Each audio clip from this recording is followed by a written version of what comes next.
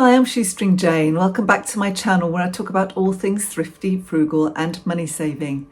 And today I am going to talk about how to stop those feelings of deprivation when you first think about taking on a frugal lifestyle. How do you stop yourself feeling deprived? How do you stop yourself looking at what other people have or what you perceive they have and feeling that you're somehow missing out? For me, it's all about your state of mind. It's about priorities and identifying your priorities and what they are, what you want to achieve with your money, what your financial goals are, and putting those priorities and those thoughts against any purchase that you are considering, so you can decide whether it really aligns with your goals and with your plans for your own money.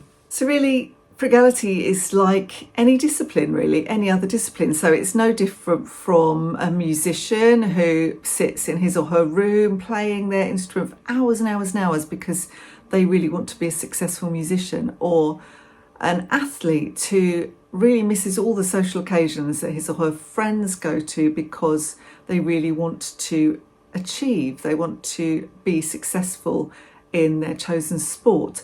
It's a discipline. So they have their priorities in line. They know exactly what they want, they know what they're trying to achieve, and they know what they have to do to get there. So it's just the same thing. If you identify your goals, so it doesn't matter what they are, it may be to get out of debt, it may be to save for your first home, it may be to pay off your mortgage, it may be to go part-time at work so that you can spend more time with your children. Whatever your goal is, once you've identified that and you're thinking about that goal every time you consider spending some money, then you're much less likely to do that. You're much less likely to spend money on things that you value in your life a lot less.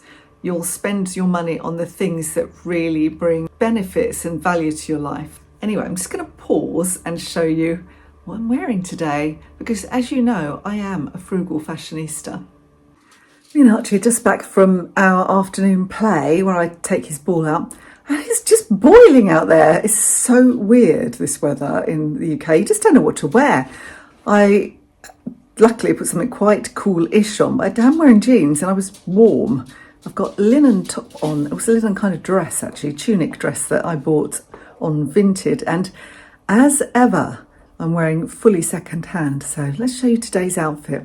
So I don't know why YouTube insists on this format, a landscape format. You can't actually see my clothing unless I put you like this. So anyway, this is my nice, it's a wool-overs tunic with pockets. I love a dress with pockets, don't you?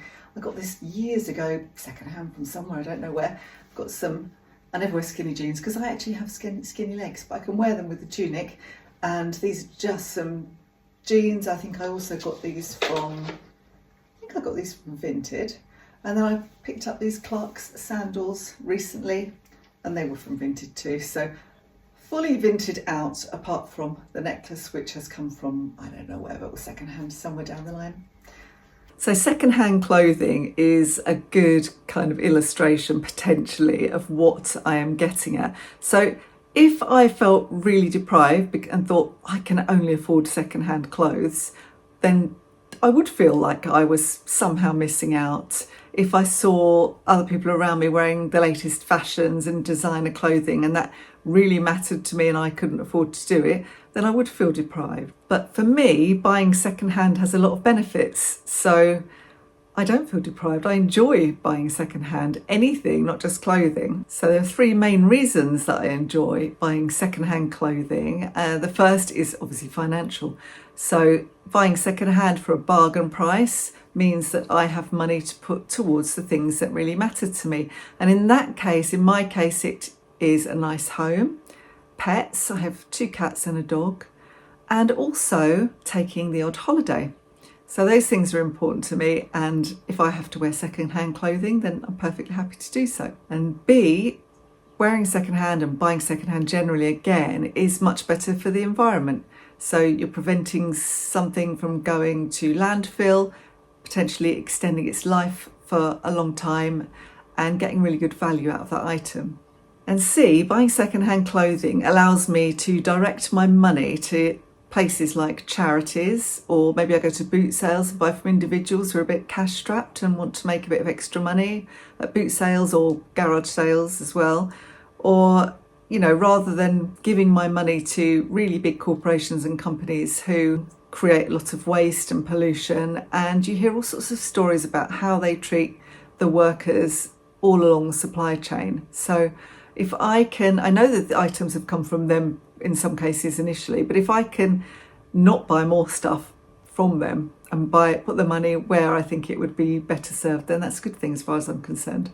It depends what your priorities are really and what you really value. So if in your case you really value going to the theatre, that's really important to you to see shows, or maybe going to the cinema, then if that means, well, perhaps you don't eat out very often because actually you're not that bothered about eating out. Sometimes the meals are a bit so, in this way you can direct your money towards your passion, which is to go to theatre and see shows or go to the cinema and really enjoy new films. So it means you can do that and you can achieve what you want, and you're directing your money in ways that suit your values and priorities. It's a question of attitude, as I say, spending money on the things that really add value to your life.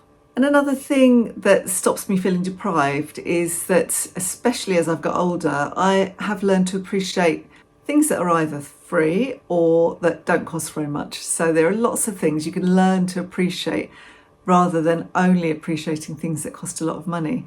So in my case, again, because I have the dog and because I live in a really nice area, going out with the dog, seeing the views and enjoying the scenery, that's something that's really I love and that brings a lot of value to my life. And I could spend money going abroad or, going even somewhere in the UK on a holiday. But, initially I appreciate what's around me, the sights and sounds and the scenes around me. And we did a lovely dog walk the other night. The sky was absolutely beautiful. Let me show you a bit of it. Oh, no. That's a Nice little picture, neat boats all in a row. Different colours, like Lego boats, aren't they?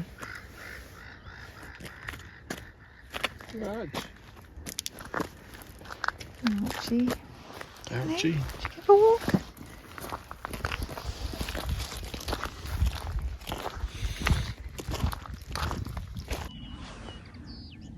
It's a lovely evening sky. We just saw an egret, which Justin says is very rare, but I didn't get it on camera, unfortunately. Well, he's down there. You've only got to look. I've only got to look. There's cows, my favourites, So down in the ditch. I'll go and look down in the ditch and I'll find him. There he is, having a stroll. My camera's not good enough to go any further. Oh, there he goes. There he goes.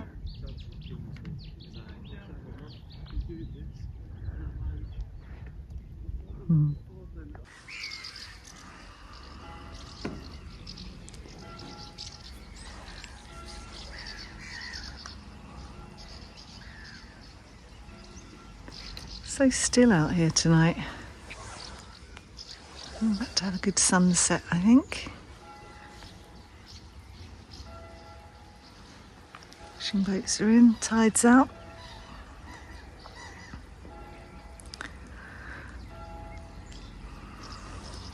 Lovely up here this evening. And another thing that will help you to not feel deprived is to stop comparing yourself and your situation to other people. And most of the time we don't really even know what other people's situations are. We get an impression of it, but we don't really know what's going on. So just focus on yourself, focus on your finances and what you want to do and what your priorities are. Let other people sort themselves out and don't look at other people and envy them. Just learn to appreciate what you have and look at your goals and what you're working towards. So hopefully in time you'll start to view aspects of a frugal lifestyle as an achievement. So it may be that, you learn to cook a really great curry and you really resent ever paying for a takeaway that might cost you £35 when you can create your own delicious curry for about a fiver at home. So you've released £30 potentially to put towards the things that add value to your life. And going back to my second-hand outfits, It may be that, you appreciate your £10 outfit from a charity shop just as much as somebody appreciates their £100 outfit. And maybe they get just as many compliments on their second-hand outfit. So developing this kind of mental attitude really helps when you get situations where perhaps in the past you would have felt a bit inferior, or when somebody's accused you of being cheap. That's just really annoying when there's somebody assumes you're some kind of miser because you won't spend the way that they spend.